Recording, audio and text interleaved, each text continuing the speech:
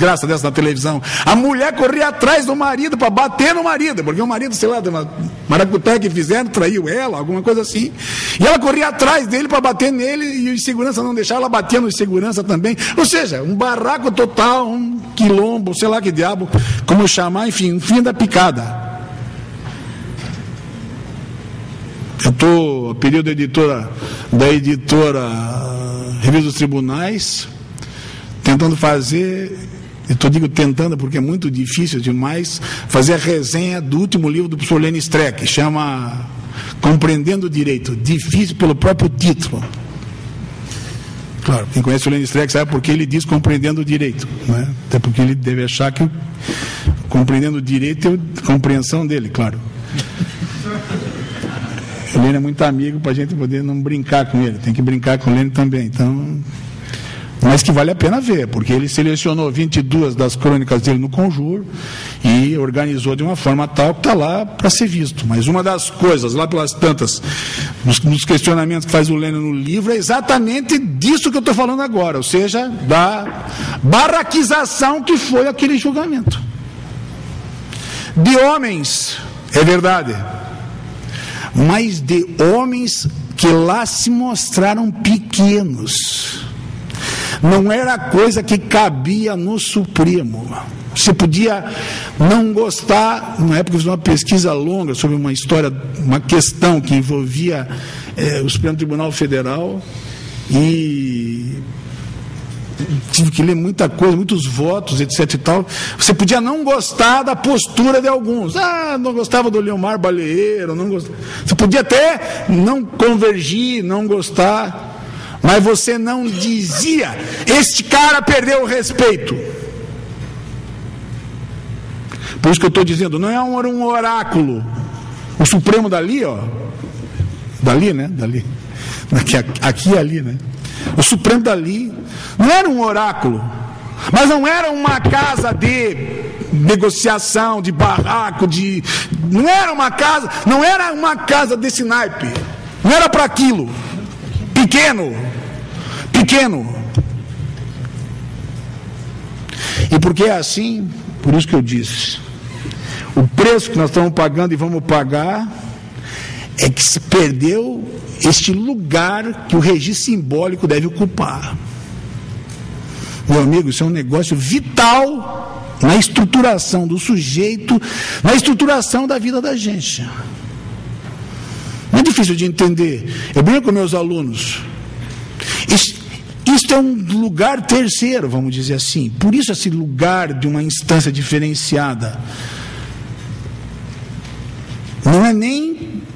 Chega a ser radical a posição do Eros Grau a dizer que é quem erra por último. Não é nem uma questão de errar por último. É uma questão de meio que ter, lá pelas tantas, o destino do sentido da nação na mão. É muito sério este lugar. Não é um lugar para você desrespeitar. Então é um lugar onde você mete a beca, um lugar onde se manda de beca, porque é preciso para fazer ver aos outros que aquilo é de fato um lugar que está lá, vamos dizer, que não, vejam, não é o lugar do oráculo. Você não vai lá para saber as respostas. Mas é aquela coisa daquele lugar absolutamente necessário para você poder conduzir de uma certa forma a tua vida, tendo como esperança de que de lá uma resposta coerente te vem. Isso para nós é fundamental. Agora, quando as crianças, eu digo para os meus alunos, quando as crianças estão começando a mexer nas tomadas, quando elas começam a andar, agora você pode deixar ela enfiar o dedo e levar um choque. O risco que tem é dela morrer. Você sabe disso. Mas se você for lá e disser para ela, não mete o dedo aí, este não, precisaria explicar mais, digamos assim, psicanaliticamente isso, este não produz um efeito contrário.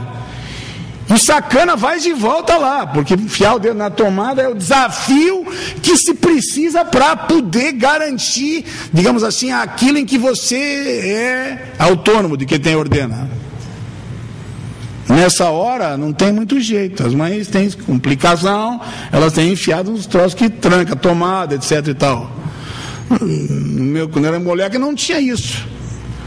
Mas a minha mãe, além de me dar uns tabefes na orelha, porque na minha casa era um pouco democrático assim,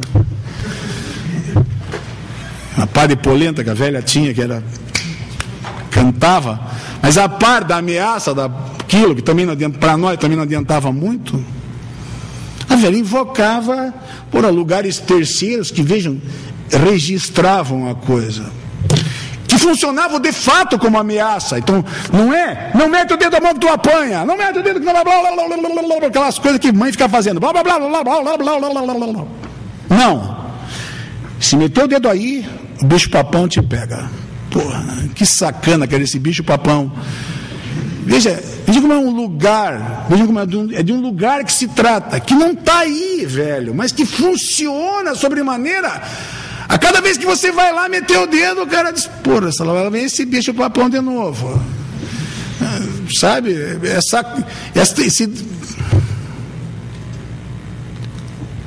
num caso desse naipe, este lugar é que se perde. É por isso, eu não acompanhei direito, o Geraldo falou da discussão que o presidente teve com as associações, etc. e tal, mas é por isso que alguém que se não dá o respeito, vamos dizer, de se colocar, que desce desse lugar, não tem a menor dúvida que pode ser achincalhado, xingado com ele, você pode falar em voz alta, você pode gritar, a tal ponto dele ter que te dizer, baixa a voz porque aqui é o Supremo. Ou aqui é a presidência do Supremo, não sei bem o que ele diz. O problema é que quando ele diz isso, o outro já disse. E o que faz o outro dizer é exatamente a perda desse lugar. Com esse processo conseguimos isso. Nós, o país inteiro, de uma certa forma, de sacralizar o lugar pelo qual nós temos a esperança de que se decida contra majoritariamente. Sem isso não há democracia. Marcão tinha dito com todas as letras aqui antes, principalmente quando a União faz o que fez, ou seja, come para si toda a possibilidade de estados e municípios sobreviverem sem ele. Então, desde esse ponto de vista, a mim parece que isso é fundamental. O segundo ponto, que é absolutamente imprescindível entender, é que esse processo talvez tenha sido o maior revés que a democracia processual sofreu por uma razão banal. Este processo, ou essa decisão, consagrou o solipsismo. Ou seja, aquilo contra o qual viemos lutando tanto tempo, fazendo tanto esforço, no sentido de dizer, olha, escuta aqui, ó, não é qualquer resposta, nem qualquer verdade que vale naquilo que couber na linguagem. Não é assim. Quem acompanha o professor Lenin Streck, por exemplo, sabe quantas vezes o Lenin insiste na hipótese, com a qual nós não contornamos muito, de que tem a resposta correta, ou de que tem a melhor resposta. Como isso é impossível, porque tem as respostas corretas, as melhores respostas, etc. e tal. Mas quem sabe disso, sabe a importância que tem o fato de que quem decide, escutem bem, quem decide, não está livre para dizer o que vier na telha. Numa democracia não pode ser assim. Tu não pode inventar a teoria que quer. Tu não pode manipular a teoria do jeito que quiser. Tu não pode falar de qualquer forma. Não pode ser desse jeito. Evidentemente que não pode ser assim. Ou seja, fizeram um grande esforço para mostrar ao país que aquele lugar tinha ido, mas sobretudo, porque é possível fazer assim, disseram ao país, confirmaram, chancelaram para o país inteiro que quem decide pode decidir pela sua cabeça ou pelas suas verdades. Isto é a praga do Brasil de hoje.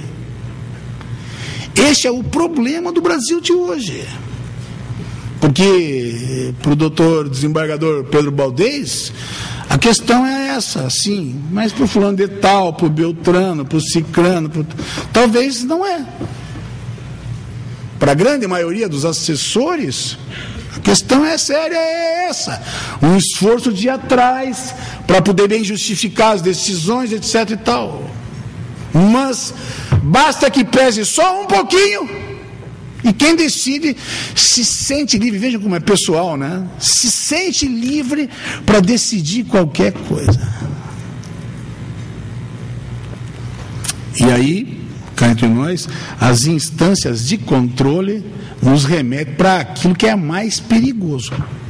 Basta ver quantas vezes nós conseguimos fazer passar fácil que eu digo é passar corretamente pelos meios que nós temos, os recursos extraordinários para Brasília. E quanto relevante isso torna, em termos de processo penal, toda a discussão a respeito da substitutividade do habeas corpus. O que eu, particularmente, durante tanto tempo vim dizendo que ia acontecer, e que de fato aconteceu, mas que não se poderia, e que não poderia acontecer, senão com a substituição efetiva dos recursos. Por exemplo, com a possibilidade do efeito suspensivo para os recursos, como estava no anteprojeto do Código. Não veio nem o anteprojeto do Código, nem o projeto do Código, mas veio a negativa do habeas corpus. Por todos os argumentos que a gente conhece. Em suma, nós sabemos quanto é difícil no Brasil hoje o sistema de controle das decisões.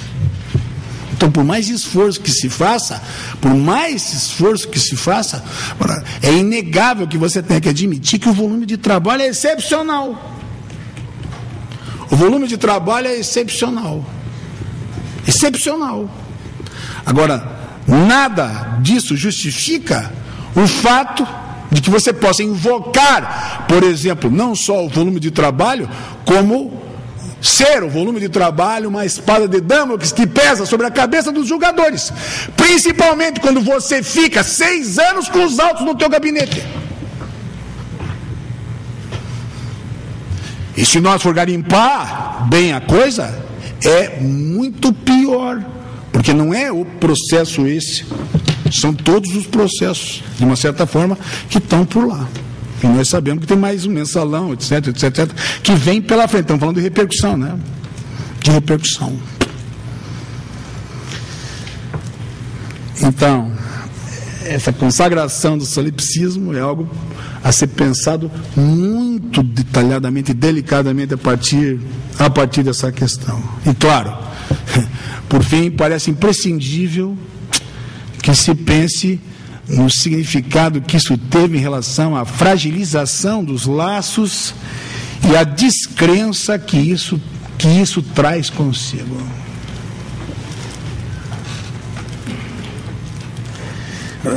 Para isso, teria que andar adiante.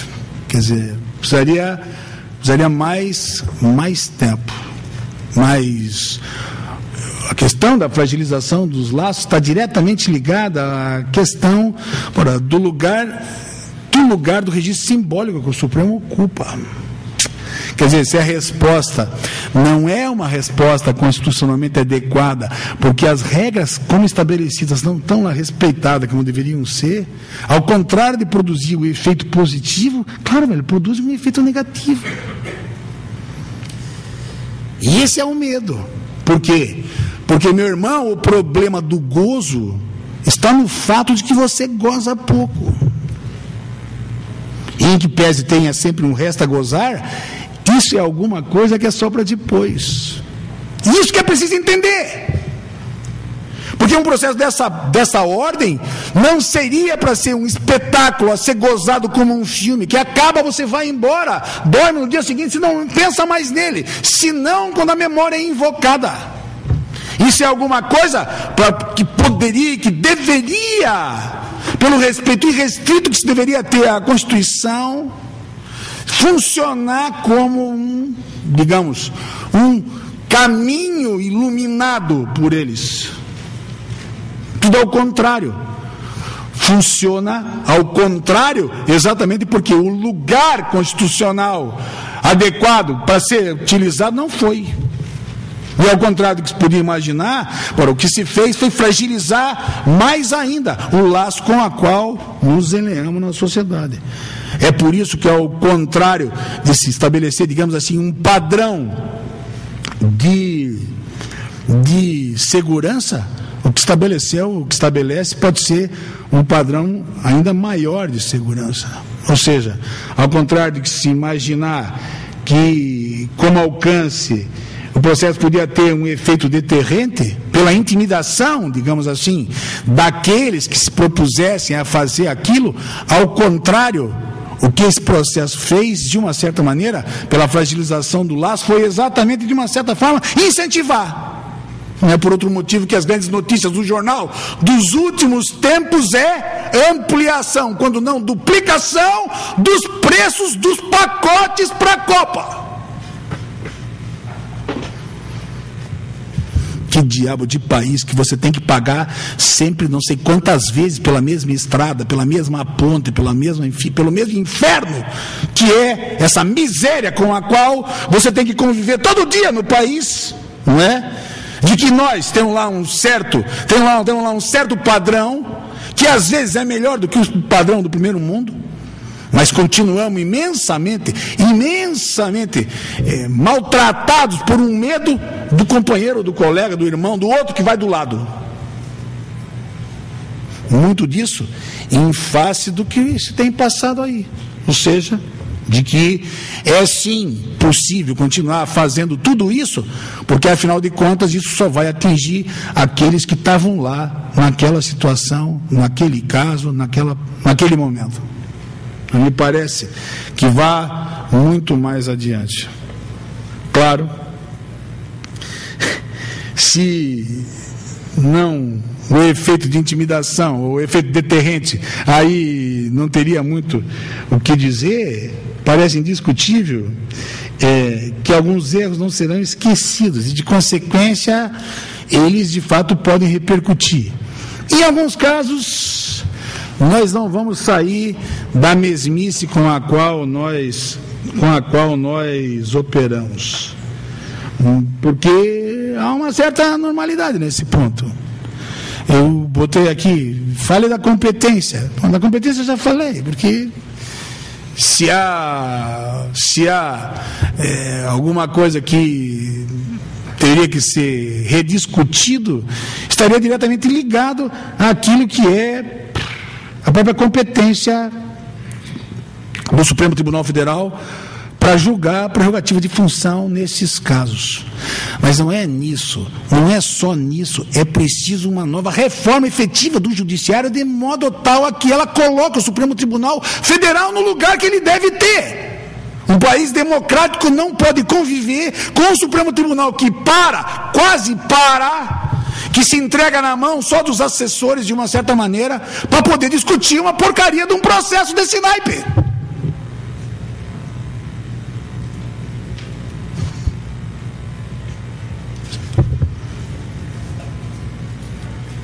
Não quero me estender, mas ninguém duvida, por exemplo, que o que se fez em termos de juiz natural, e agora estou falando da competência restrita, é uma calamidade.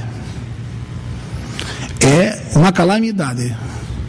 Não há democracia processual, porque o processo nunca é devido quando o princípio do juiz natural não é respeitado naquilo que é o seu primário. Ou seja, de que fixada a competência não se mexe. Mas o Supremo Tribunal Federal pode, porque solipsisticamente decide como quer. Os caras anulam o processo e desmembram do jeito que querem e mandam o juiz de São Paulo julgar, por exemplo. Se houvesse um mínimo de respeito pela regra constitucional, eles deviam ter anulado e ter refeito eles a instrução, porque a competência é deles. Não fosse o fato que nessa hora de se perguntar, aí esse infelizado vai poder recorrer, porque ele vai ser julgado pelo juiz de São Paulo. Ia dar muito trabalho fazer tudo aquilo. Se não tem a regra, que se dane a regra faço eu. É aqui que fica um pouco o peso, não é? Porque a doutrina se avassalou, digamos assim, diante da jurisprudência. Mas, em compensação, não foram poucos os ministros que deram um sinal, e eu não vou nem entrar muito nesse mérito, mas que deram um sinal de que são ministros porque têm notório saber e que não tem nada a ver com doutrina. Doutrina que se dane. Aí é que está o ponto, quer dizer, não adianta só falar. É preciso que se tenha gente que ouça. Porque o problema não é o problema ético, sério, não é o problema marcado, não é o problema marcado por aquilo que é só o comportamento, mas é por aquilo que se aprende a ouvir. É um outro lugar que a ética se coloca. Se você fala, isso não interessa nada, se você disser isso não interessa nada, vai valer de novo só aquilo que eu digo. E é um pouco isso que pode acontecer, porque quando vale o que eu digo, o cara se sente autorizado a dizer qualquer coisa sobre qualquer coisa e a construir como ele quiser, porque o resto da construção é efetivamente só discurso. Geraldo lembrou da mudança da 11.719 em 2008 no procedimento por conta da estrutura binária, investigação, processo. É uma realidade. Esta reforma foi, quem sabe, a pior reforma do processo penal brasileiro, talvez em todos os tempos. Uma reforma gestada lá que eu digo, lá em São Paulo, lá. Não é? Por quê? Porque, teoricamente, a estrutura da teoria do processo, de uma certa forma, para ele, se colocava em risco, por um determinado ponto de vista. O vital, porém, de se compreender aqui, é que a reforma de 2008 estrangulou o processo. Não esqueçam que a Lei 8.038, que projetou um procedimento no processo penal para eles, quando o ministro Sálvio articulou a realização da lei, o que estava marcado pela estruturação do procedimento 8.038, ou seja, aquele das prerrogativas de função, para julgamento pelos tribunais superiores e pelas cortes que julgavam prerrogativas de função, aquele procedimento foi um procedimento que foi pensado para eles. Vamos fazer um processo penal para nós. Na comissão da reforma disse aos pares, é preciso tomar em consideração a base daquele procedimento, misturar aquilo com que o Frederico Marques vinha sustentando há tanto tempo, dentre outras coisas, mas talvez principalmente o fato de que o processo penal não se confunde com o direito penal. E que uma coisa é, na abertura do processo, se discutir condições para que o processo possa existir. O Geraldo disse isso com todas as letras a respeito, dando como exemplo um juiz americano. Se você vai para uma audiência preliminar nos Estados Unidos e você não leva a prova, o juiz diz: que caso você tem, meu filho? Você não leva a sério a jurisdição. I rest my case. Ou seja, processo é alguma coisa que se instaura. Ora, só quando alguém que tem uma proposta de acusação seja uma proposta séria de verdade. O case deles não é uma brincadeira, não é uma hipótese maluca, às vezes movida por denunciação caluniosa, como a nossa, de que você investiga qualquer coisa e que depois se imputa, quem sabe qualquer coisa, jogando com as palavras. Alguém que tenha 3 neurônios consegue articular as palavras de uma maneira tal que caiba numa imputação. E a miséria do processo penal está exatamente aí, de que ele começa por punir, porque ser réu num processo é uma coisa extremamente complicada, extremamente difícil. A ameaça do processo penal é alguma coisa terrível, principalmente porque você não tem domínio do resultado. Ora, ele é um grande sofrimento por conta disso. Mas isso só pode ser uma coisa séria quando as pessoas levarem o processo penal a sério. Quando não forem as aparências que movem o processo penal, quando não forem as hipóteses de que se fala no jornal, de que se fala na televisão, quando aquilo que se levanta seja alguma coisa de tal forma fundamentada, que a partir daí possa, dentre outras coisas, se pensar em hipótese de antecipação por acordo, por exemplo. Só é possível um processo de estrutura acusatória quando você tiver investigação prévia, não só democrática, mas marcada por uma carga na qual, de fato, o processo não seja possível. É por isso que os americanos, que têm 4 milhões de condenados, fazem 95% de acordos.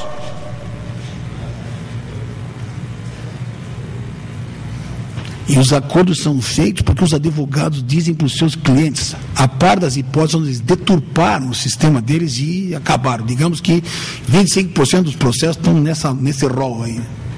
Mas na grande parte, a situação é simples. Os advogados dizem, meu amigo, com essa prova que tem aí, nós não tendo prova para fazer, tu vai para a cadeia, velho.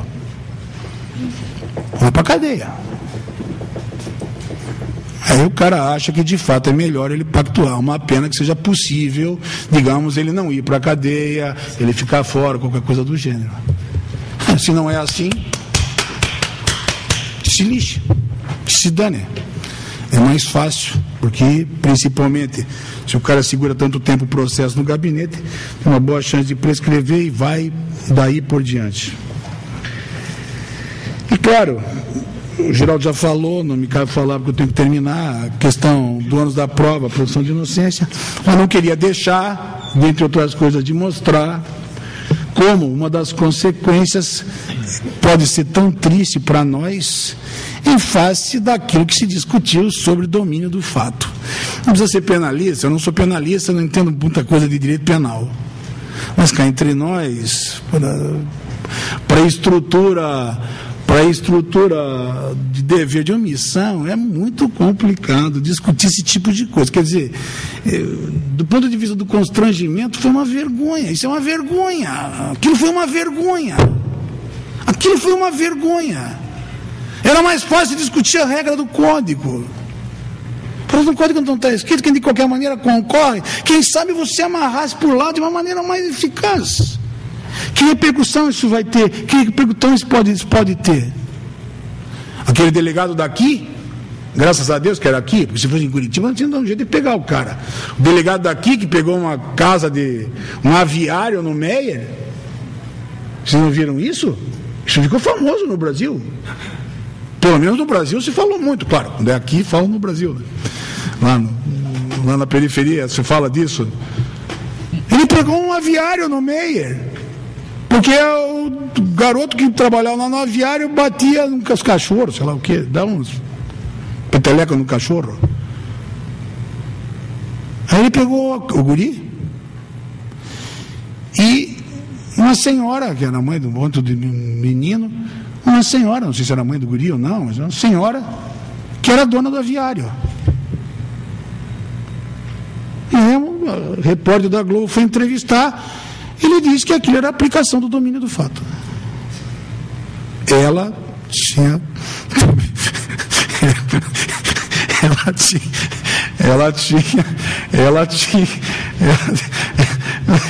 responsabilidade sobre os atos que praticavam no aviário. Claro, isso foi uma exceção. Isso também vai ficar para a gente poder depois dar risada, porque nem isso vai colar. Todo mundo sabe que é mais fácil se virar pela regra do código. Mas enfim. Vocês viram? Eu não tenho muito definido. Minha hora também foi. Mas o que precisaria se saltar desse ponto é que é absolutamente necessário desglamourizar, se eu pudesse dizer isso, o que se passou nesse processo, cair de volta na realidade e pensar que só há de fato democracia se houver democracia processual, e que ela, de uma certa forma, nós construímos por uma dogmática que seja crítica, mas sobretudo por um respeito por aqueles que lá se encontram em face da Constituição e das leis. Pelo menos se começa por ali.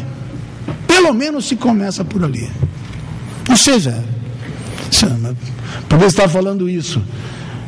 Você já veio aqui na Emerge uma vez e falou isso.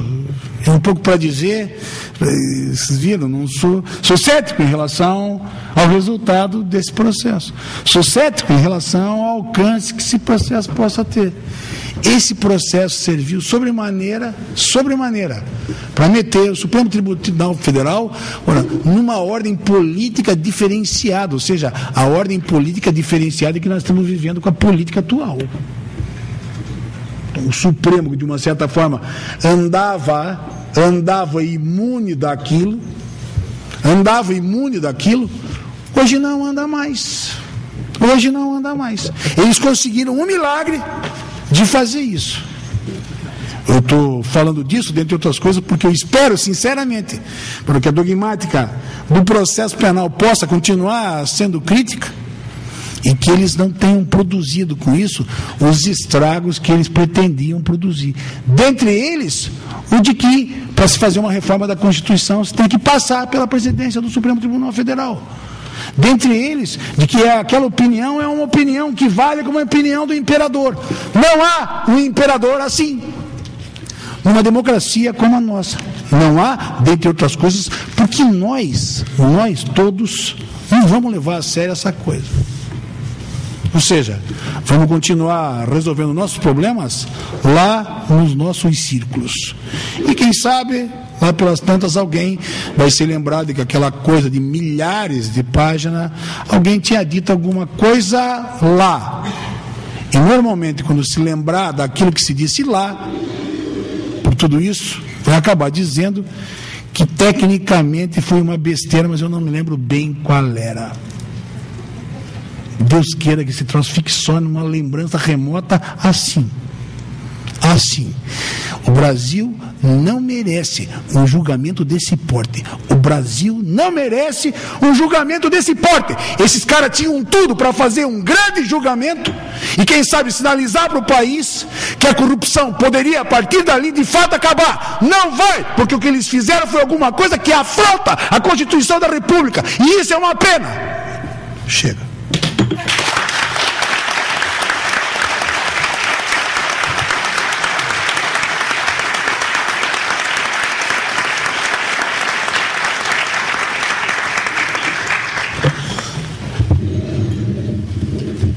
Bom, depois